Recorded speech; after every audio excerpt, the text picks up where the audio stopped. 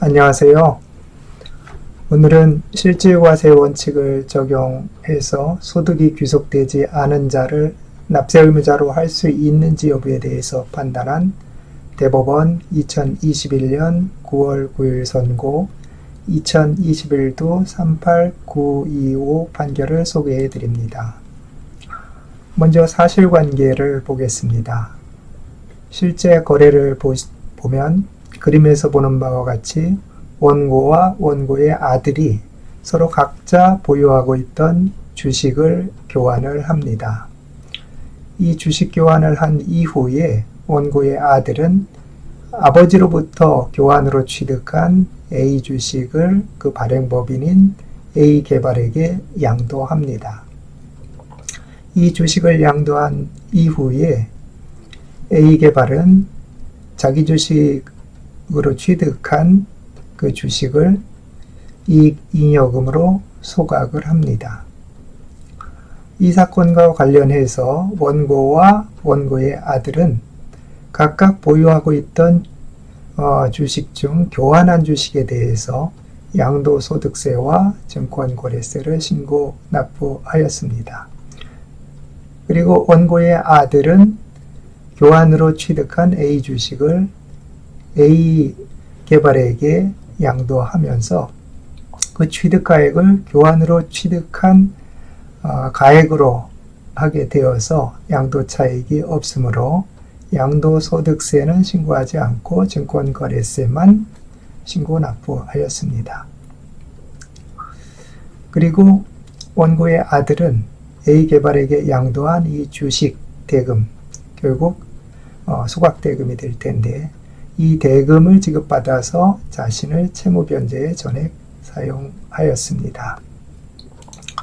이 거래에 대해서 과세관청인 피고는 원고가 의제배당 소득과세를 회피하기 위해서 이러한 우회거래를 했다고 보아서 실질과세 원칙을 적용해서 거래를 재구성을 했습니다. 피고가 재구성한 거래는 그림과 같습니다. 즉 원고가 A개발 주식을 원고의 아들에게 교환한 것이 아니고 직접 A개발에게 주식을 양도하고 A개발이 그 주식을 소각해서 그 소각 대금을 받은 원고가 그 소각대금으로 원고의 아들에게서 B건설 주식을 취득했다고 본 것입니다. 이러한 거래 재구성에 따라서 피고는 원고에게 의제배당 소득에 대한 종합소득세를 과세를 했습니다. 이 사건의 쟁점은 국세기본법 제14조 3항의 실질과세 원칙, 우회거래 내지 다단계 거래에 대한 실질과세 원칙을 적용해서 실제로 소득이 귀속되지 않은 자를 납세 의무자로 하여 의제배당 소득세를 과세할 수 있는지 여부입니다. 이 사건은 대법원에서 판결 이유를 기재하지 않는 심리불속행 판결로 종결이 된 사건이어서 원심 판결인 수원고등법원 2021년 4월 7일 선고 2020루 11981 판결의 내용을 보도록 하겠습니다. 원심 판결은 먼저 실질과세 원칙에 관한 법리를 설명을 하고 있습니다.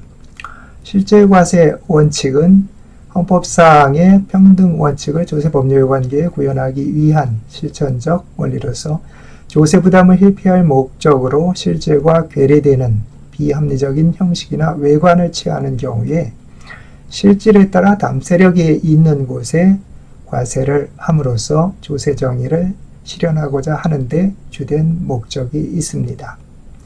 실질과세 원칙은 조세법의 기본 원리인 조세법률주의와 대립관계에 있는 것이 아니라 조세법규를 예측 가능성과 법적 안정성이 훼손되지 않는 범위 내에서 한목적적이고 탄력적으로 해석함으로써 조세법률주의의 형용화를 막고 실효성을 확보한다는 점에서 조세법률주의와 상호 보완적이고 불가분적 관계에 있다는 것이 대법원의 입장입니다.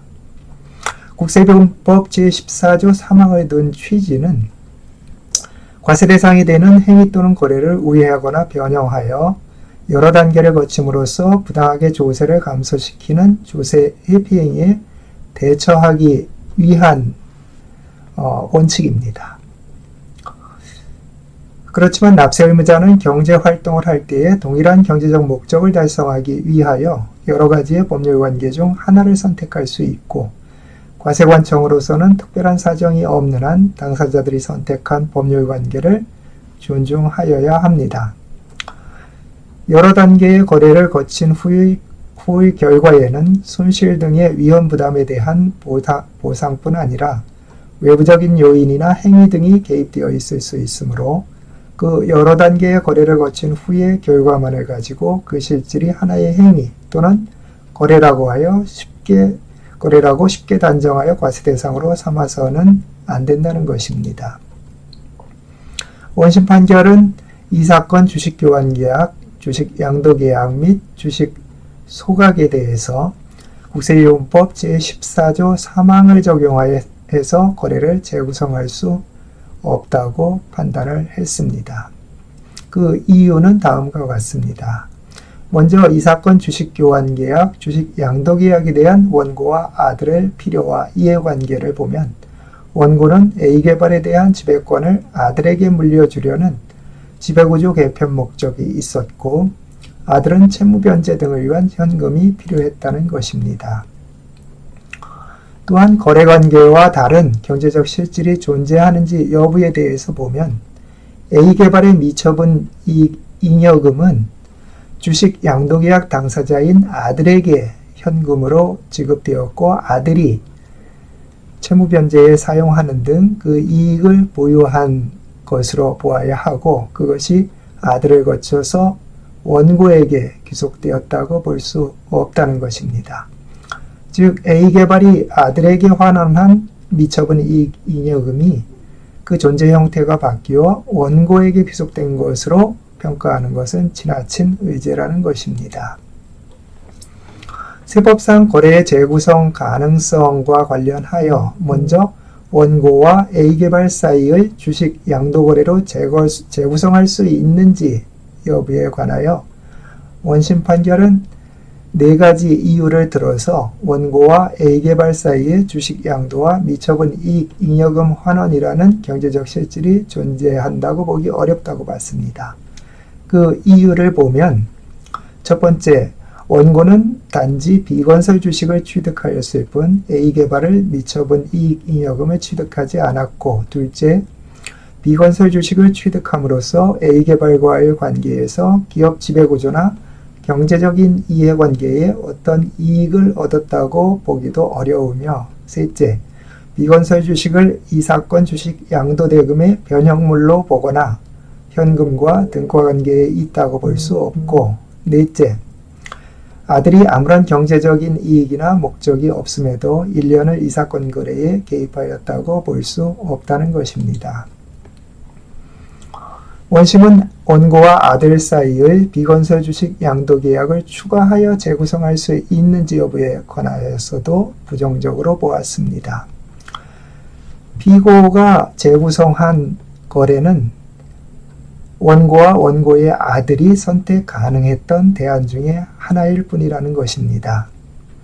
재구성된 거래는 원고와 아들, A개발 사이에 이루어진 거래의 순서와 방식만을 달리한 것으로 아들의 도관에 불과하다고 볼 수 없는 점, 그리고 원고로서는 조세 부담이 적은 거래 관계를 선택하여 동일한 경제적 효과를 거두고자 한 것인데, 이것은 납세 의무자의 통상적인 행태에 부합하는 점 등에 비추어 볼 때 원고와 아들이 이 사건 주식 교환 계약 및 주식 양도 계약의 방식을 채택한 것이 탈법적인 조세 회피 행위에 해당한다거나 세법의 혜택을 부당하게 받기 위한 것이라고 볼 수 없다고 판단했습니다.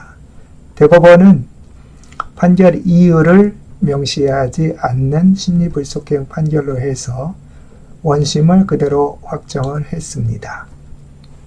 평서옥입니다. 실제권자 원칙에 따라 우회 단계 우회 거래, 다단계 거래를 하나의 거래로 재구성할 수 있는 요건을 대법원은 아래와 같이 제시하고 있습니다.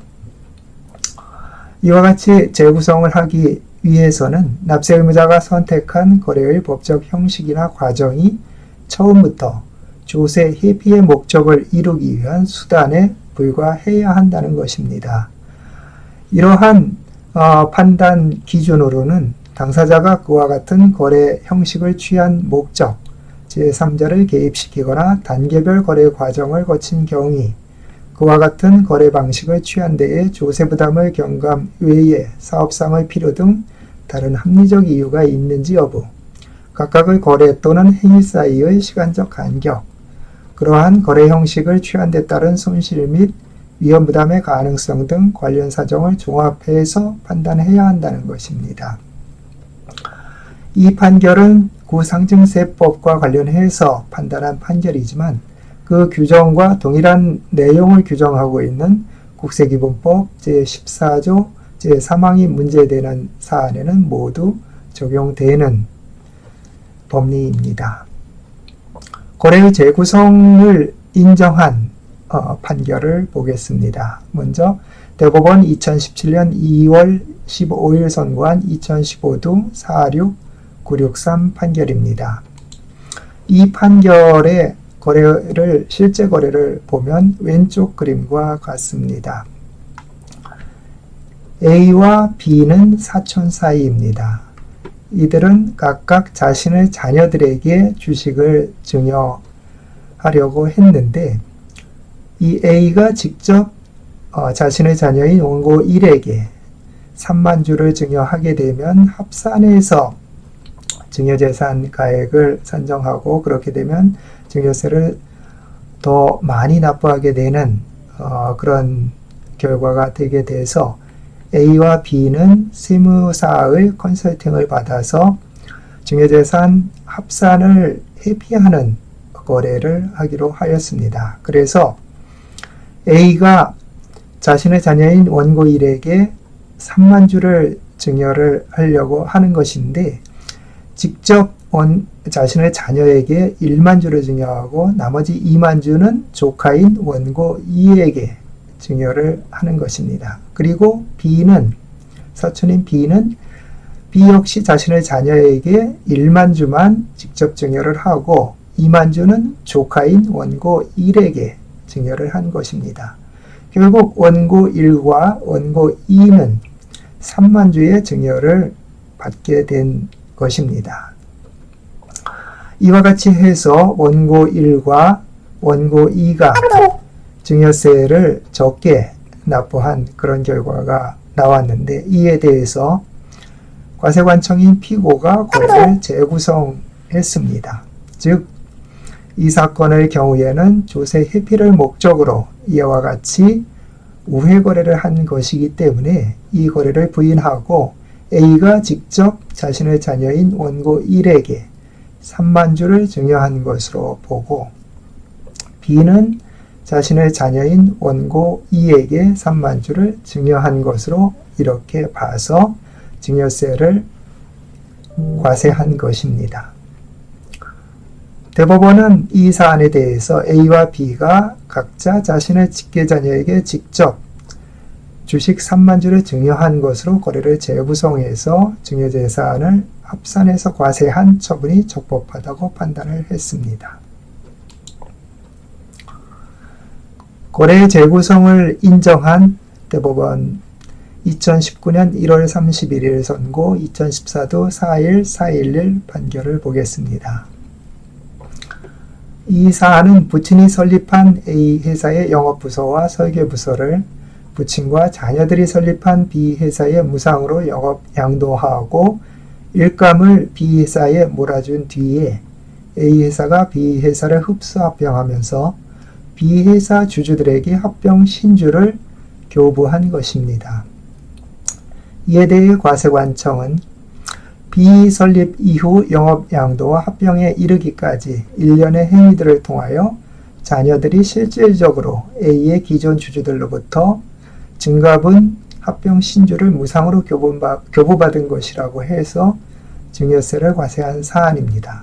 대법원은 이 사건에 대해서 이 사건 영업양도 이후 합병까지의 일련의 행위는 그 실질이 부친이 자신이 집에 운영하는 A회사의 일부 부서의 인적, 물적 서비를 자녀들인 원고들과 함께 설립한 기업 가치가 미미한 B회사에 무상으로 넘기는 외형을 만든 후에 A회사에 불리하고 B회사에 전적으로 유리한 공급거래와 영업대행거래를 통하여 A회사의 부를 B회사에 2년 8개월간 이전한 후 다시 B회사를 합병하는 외형을 갖추어서 건실한 회사인 A회사에 대한 부친과 특수관계 회사의 지분율을 낮추고 자녀들의 지분율을 높이는 결과를 만들어낸 것이다. 따라서 이는 연속된 하나의 거래로서 증여세 과세 대상인 증여에 해당한다고 판결하였습니다.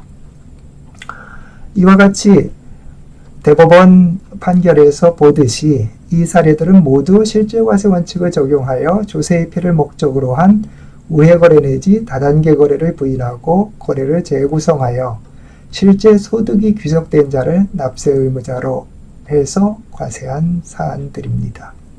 즉 국세기본법 제14조 제3항의 실질과세 원칙에 의한 거래의 재구성은 실제 소득이 귀속된 자를 납세 의무자로 하여 세법을 적용한다는 것입니다. 그러면 실질과세 원칙을 적용하여 소득이 귀속되지 않은 자를 납세 의무자로 할 수 있는지 여부에 대해서 보겠습니다. 먼저 국세기본법 제14조의 실질과세 원칙은 소득이 실질적으로 귀속된 자를 납세 의무자로 하고 실질적인 과세 표준을 산정하여 세법을 적용하라는 것입니다. 14조 3항도 마찬가지로 우회거래나 다단계 거래의 경우에도 소득이 실질적으로 귀속된 자를 전제로 해서 적용하라는 것입니다. 대상 판결에서 만약 원고와 원고의 아들 사이의 주식 교환 계약이 법률상 무효인 가장거래이거나 원고가 아들에게 A개발 주식을 명의 신탁한 것이라면 A개발 주식의 양도대금, 즉 소각대금의 실질 귀속자가 원고가 되고 실질과세 원칙에 따라 원고를 납세 의무자로 해서 의제배당 소득세를 과세할 수 있었을 것입니다. 그러나 조세법률주의의 원칙상 실질적으로 소득이 귀속되지 않은 자를 납세 의무자로 하려면 세법의 명문으로 의제 규정을 두어야 합니다. 상속세 및 증여세법 45조의 2에 규정된 명의신탁 증여 의제 규정이 대표적인 예라고 할 수 있습니다. 명의신탁 증여 의제는 명의수탁자가 명의신탁 주식을 실제로 증여받은 것이 아니지만 법률로서 명의수탁자가 명의신탁 주식을 증여받은 것으로 의제해서 증여세를 과세한다는 것입니다.